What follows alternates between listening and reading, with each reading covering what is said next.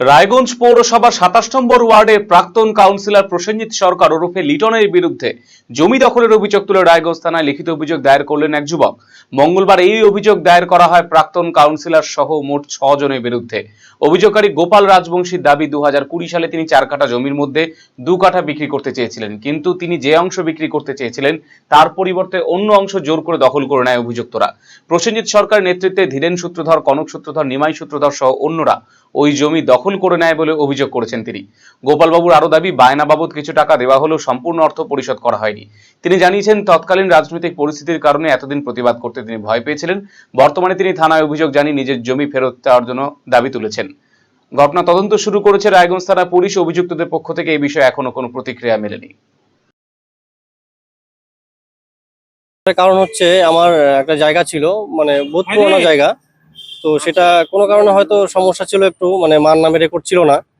তো সেই আমি কাগজটা করতে দিয়েছিলাম, তো কাগজটা একটু লেট হচ্ছিল জন্য আমার জায়গা বিক্রি করার কথা ছিল 4 কাঠার মধ্যে 2 কাঠা। সেটা হলো একটা উঁচু জায়গা ছিল, একটা নিচু জায়গা ছিল। আমার নিচু জায়গার থেকে আমার 2 কাঠা জায়গা বিক্রি করার কথা ছিল। তো তখনকার সময় তো বুঝতে পারছেন, তৃণমূলের সরকার ছিল। এটা 2020 সালে আমি জায়গাটা বিক্রি করার কথা ছিল। কতখানি জায়গা ছিল? আমার টোটাল ছিল 4 কাঠা জায়গা, তার মধ্যে আমার 2 কাঠা জায়গা বিক্রি করার কথা ছিল। সেটা কোন জায়গায়, মানে কোন ওয়ার্ডে? 27 নম্বর ওয়ার্ড। আচ্ছা, তারপরে কি হলো? তারপরে ওই জায়গাটা আর কি আমি ওদেরকে যখন নিচের থেকে রেস্ট্রি দিতে যাচ্ছিলাম, তখন ওরা বলছে আমি নিচের থেকে নিব না, আমাকে উপর থেকে জবরদস্তি দিতে হবে আর কি। এটাই। তো আজকে কি অভিযোগ দায়ের করলো? এখন অভিযোগ করলাম এটাই যে আমার সেই জায়গাটা আমি বিক্রি করার কথা ছিল একদিক থেকে, জবরদস্তি দখল করলো আরেক জায়গার থেকে। তো সেই জায়গাটা আমি এখন ওদের কাছে দিতে চাচ্ছি না। আমি ওদের কাছ থেকে মানে যে আর কি টাকাটা নিয়েছিলাম সেই টাকাটা আমি রিটার্ন করব, সেই বাবদে আমি জায়গাটা খালি করব। কার বিরুদ্ধে অভিযোগ? বিরুদ্ধে অভিযোগ বলতে ওখানে যারা ছিল আর কি, তৃণমূলের সরকারের তখনকার সময় কাউন্সিলর ছিল 27 নম্বর ওয়ার্ড, প্রসেনজিৎ সরকার। আচ্ছা, ওদের সাথে ছেলেপেলে ছিল যারা, কনক সূত্রধর ছিল, নিমাই সূত্রধর ছিল, তারপরে ধীরেন সূত্রধর ছিল, তারপরে কৌশিক শর্মা ছিল, জয় ঘোষ ছিল। এরা আর কি সবাই মিলে জবরদস্তি আমার জায়গাটা দখল করে। মানে দখলটা কার নেতৃত্বে করেছিল? এটা 27 নম্বর ওয়ার্ডের কাউন্সিলর প্রসেনজিৎ সরকার, অন্য নেতৃত্বে হয়েছে এটা। লিটন। আপনি কাকে জায়গাটা বিক্রি করতে চেয়েছেন? আমি জায়গাটা দিয়েছিলাম ধীরেন সূত্রধরকে। এবার সে জায়গাটা মানে কাউন্সিলর নিজে নেয়নি, ওটা দখল করে ওদেরকে আর কি দিয়েছে।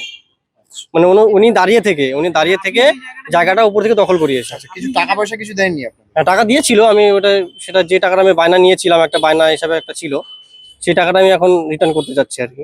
সম্পূর্ণ টাকা আপনাকে দেওয়া হয়নি? না, সম্পূর্ণ টাকা দেয়নি। এমনকি আমি রেজিস্ট্রি কাগজ হয়ে যাওয়ার পরে, রেডি হওয়ার পরে আমি রেজিস্ট্রি যখন দিতে গেছি, আমাকে বলছে যে না, আগের কথা ভুলে যা হবে হবে, এখন আর কোনো কিছু করা যাবে না, আমাকে উপর থেকে জায়গা দিতে হবে। কথা ছিল সেটা, তখন বিরোধিতা করতে পারেননি? করতে পারিনি, তখন তো উপায় ছিল না কোনো কিছু, হাত বাঁধা। তখন তৃণমূলের সরকার বাড়িতে এসে গরম দেখাচ্ছে, ভয় দেখাচ্ছে, যদি থানায় যাই তাহলে মেরে ফেলবে, খুন করে দেবে, তো মানে ধমকি দেখাইছে। আজকে অভিযোগ দায়ের করলেন? হ্যাঁ, করলাম। কার বিরুদ্ধে করলেন? সবার, যাদের যাদের নাম বললাম সবার বিরুদ্ধে।